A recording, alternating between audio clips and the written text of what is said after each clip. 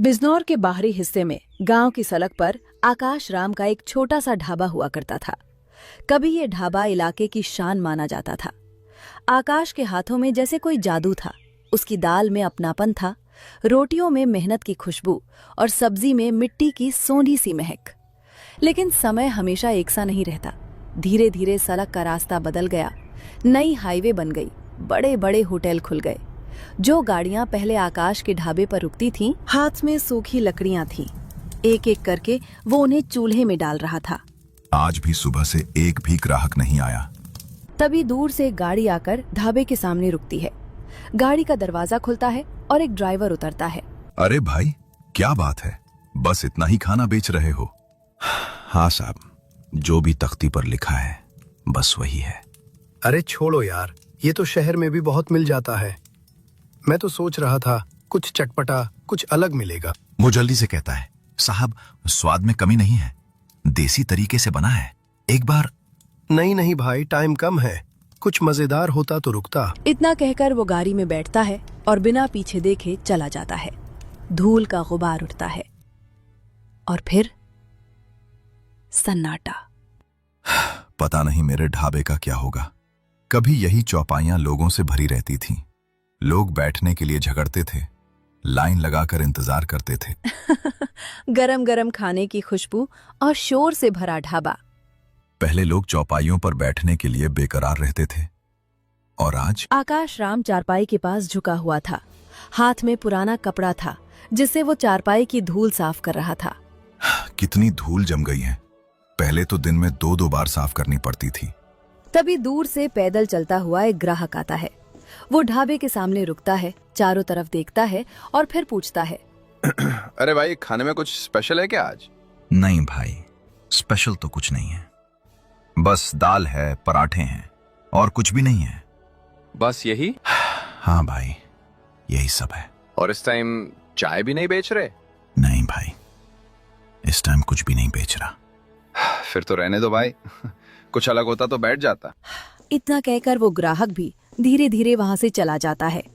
ढाबे में फिर वही सन्नाटा छा जाता है। एक एक करके सब चले जा रहे हैं। बस से एक जवान लड़का उतरता है, कंधे पर बैग, चेहरे पर शहर की थकान। वो है सूरज, आकाश का बेटा। सूरज ढाबे के सामने खड़ा होकर चारों तरफ देखता है। जहां कभी ग्राहकों की लंबी लाइन लगी रहती थी, खाली चारपाइयां और चारपाई पर जमी मोटी धूल। पिताजी, क्या बात है? ढाबे पर आज छुट्टी है क्या? नहीं बेटा, छुट्टी तो नहीं है, ढाबा खुला हुआ है। लेकिन पिताजी, ढाबे पर तो कोई भी नहीं है। इतनी सुनसान मैंने इसे कभी नहीं देखा। हाँ बेटा, जब से तू शहर गया है ना, ढाबे से रौनक ही चली गई है।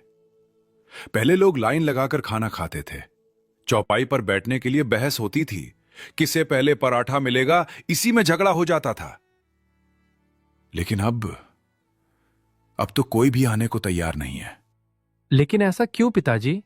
लोग क्यों नहीं आ रहे? कोई कहता है कुछ स्पेशल नहीं है, कोई बोलता है बस दाल ही बनाई है, और कोई तो बिना उतरे ही चला जाता है। सूरज का चेहरा गंभीर हो जाता है। वो धीरे धीरे सब समझने लगता है। पिताजी अभी भी वही पुराना तरीका आजमा रहे हैं जिसे लोग अब भूल चुके हैं। पिताजी, जमाना बदल गया है। क्या मतलब बेटा? पहले लोग पेट भरने आते थे, अब लोग स्वाद ढूंढने आते हैं। अब सिर्फ दाल रोटी से काम नहीं चलता। लेकिन बेटा, हम तो यही बनाते आए हैं, इसी से घर चला है। मैं जानता हूं पिताजी, आपका खाना आज भी सच्चा है, लेकिन लोग अब कुछ अलग चाहते हैं। अगर हम नहीं बदले तो ये ढाबा सच में बंद हो जाएगा। तो क्या मैं गलत कर रहा हूं बेटा? शाम पूरी तरह उतर चुकी थी। आसमान में तारे झिलमिलाने लगे थे।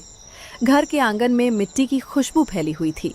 पिताजी, अगर बुरा ना माने तो एक बात कहूं? बोल बेटा, आजकल तो सब कुछ कहने ही आ रहे हैं। आपका ढाबा इसलिए नहीं चल रहा क्योंकि आप आज भी वही गांव वाला पुराना सामान बेच रहे हैं। क्या? अब तू मुझे बताएगा कि मेरा ढाबा क्यों नहीं चल रहा? मैं इस धंधे में 20 साल से हूं, समझा? जब तू ठीक से बोलना भी नहीं जानता था तब से मैं चूल्हे के आगे खड़ा हूं। मुझे पता है पिताजी, आपने इस ढाबे के लिए अपनी जवानी खपा दी। आपकी मेहनत पर मुझे गर्व है। तो फिर क्यों कह रहा है कि मैं गलत कर रहा हूं? आप गलत नहीं हैं पिताजी, पर तरीका पुराना हो गया है। अरे वाह, शहर से 2 साल क्या घूम आया, अब पूरे 20 साल का धंधा गलत लगने लगा। मैं शहर इसलिए गया था ताकि सीख सकूं कि लोग आज क्या चाहते हैं। आज शहर के लोग गांव का खाना नहीं चाहते, उन्हें शहरी खाना चाहिए। तो गांव का खाना खराब है? दाल रोटी में क्या कमी है? नहीं पिताजी, दाल रोटी आज भी अच्छी है, लेकिन लोग अब सिर्फ पेट भरने नहीं आते, वे स्वाद और अलगपन ढूंढते हैं।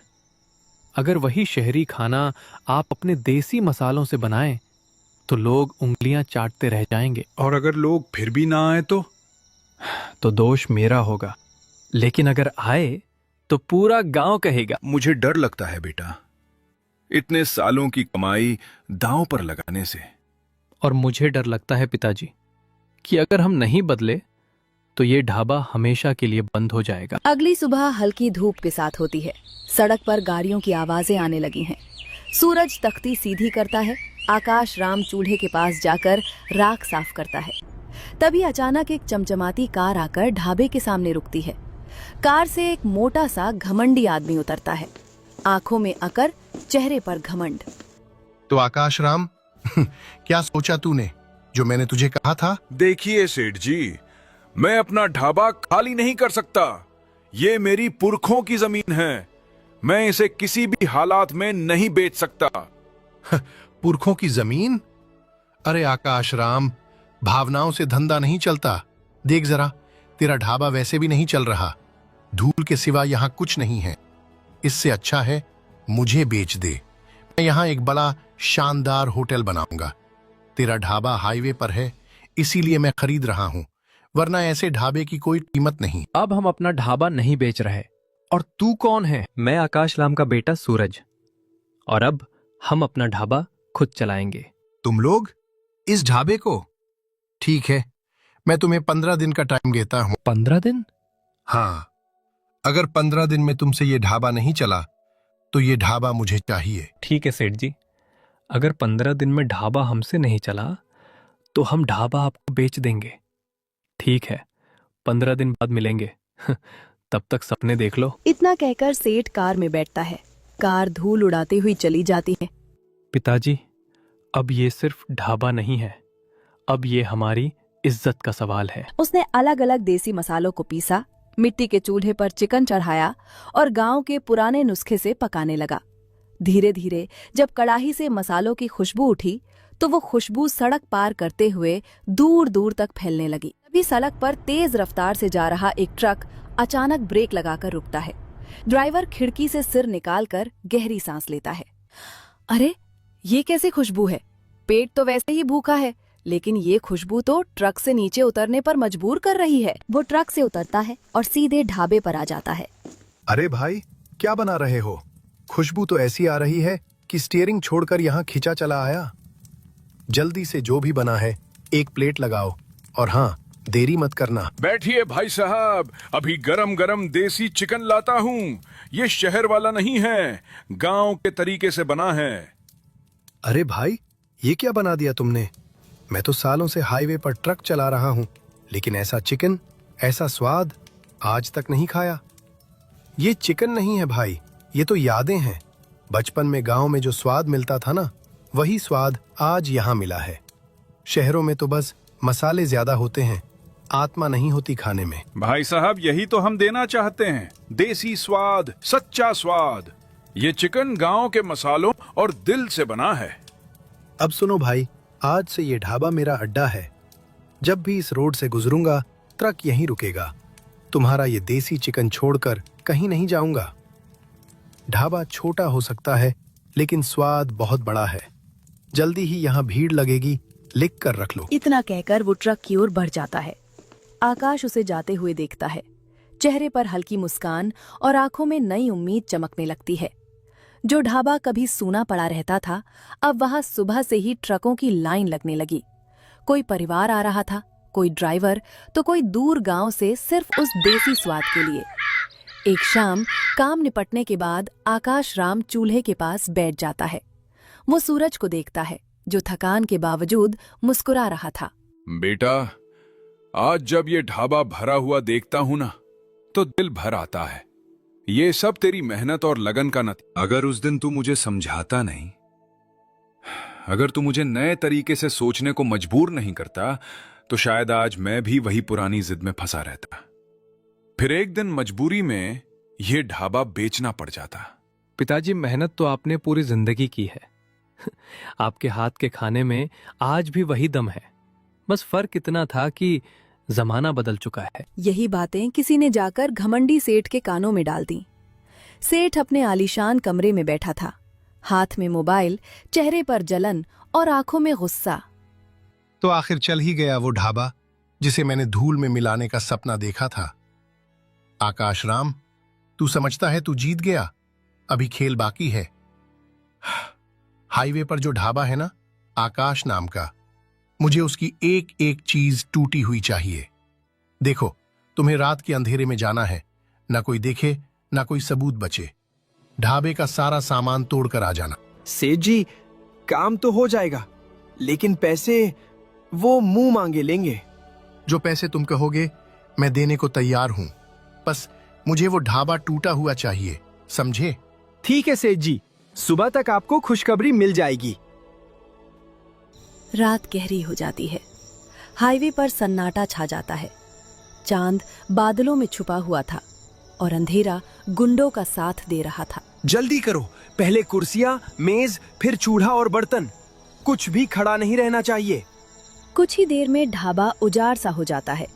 गुंडे इधर उधर देखते हैं और अंधेरे में गायब हो जाते हैं। सुबह की हल्की रोशनी फैल चुकी थी। हाईवे पर गाड़ियों की आवाज शुरू हो गई थी। आकाश राम कुछ पल तक चुपचाप खड़ा रहता है। आंखें नम हो जाती हैं, आवाज भारी हो जाती है।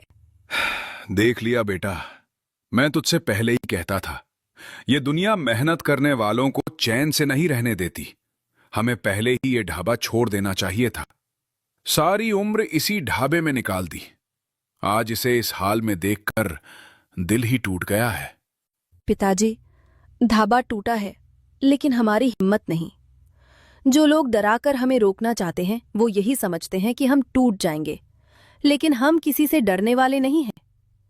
ये लकड़ी, ये बर्तन, ये चूल्हा सब दोबारा बन सकते हैं, लेकिन अगर आज हमने हिम्मत हार दी तो फिर सच में सब खत्म हो जाएगा। हम फिर से ढाबा बनाएंगे, पहले से ज्यादा मजबूत, और फिर से हिम्मत के साथ काम शुरू करेंगे। बेटा, बात तो तू ठीक कह रहा है। दुकान टूट सकती है, लेकिन इंसान का हौसला नहीं टूटना चाहिए। अगर तू मेरे साथ खड़ा है तो मैं भी पीछे हटने वाला नहीं हूं। ये ढाबा फिर से खड़ा होगा और इस बार पहले से भी ज्यादा नाम करेगा। आकाश राम और सूरज ढाबे को समेत ही रहे थे कि तभी अचानक आसमान में काले बादल छा जाते हैं। उसी बारिश में थोड़ी दूर से एक गाड़ी आकर रुकती है। गाड़ी से उतरता है घमंडी सेठ।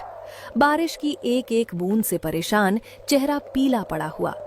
सेठ को बारिश से बहुत ज्यादा एलर्जी थी। बारिश शुरू होते ही उसके शरीर में कमजोरी आने लगती थी और उसे भयानक भूख महसूस होने लगती थी। नहीं नहीं, ये बारिश नहीं होनी चाहिए थी। अगर अभी कुछ खाया नहीं तो मेरी हालत बिगड़ सकती है। आकाश राम, मुझे जल्दी से खाना खिला दो। मुझे बहुत गंभीर बीमारी है। जब भी बारिश होती है मुझे भयानक भूख लगने लगती है। अगर मैं समय पर खाना नहीं खाऊं तो मेरी जान भी जा सकती है। मैं हाथ जोड़कर तुमसे विनती कर रहा हूं। आकाश राम बिना देर किए चूल्हा जलाता है, जो थोड़ा बहुत सही सलामत बचा था, और तुरंत गरम गरम देसी चिकन परोस देता है। सेठ कांपते हाथों से पहला निवाला खाता। आह, ये स्वाद आज भी वैसा ही है जैसा पहले था। आकाश राम, आज तुमने मेरी आंखें खोल दी। मैं ही वो इंसान था जो तुम्हारा ढाबा टूटवाना चाहता था।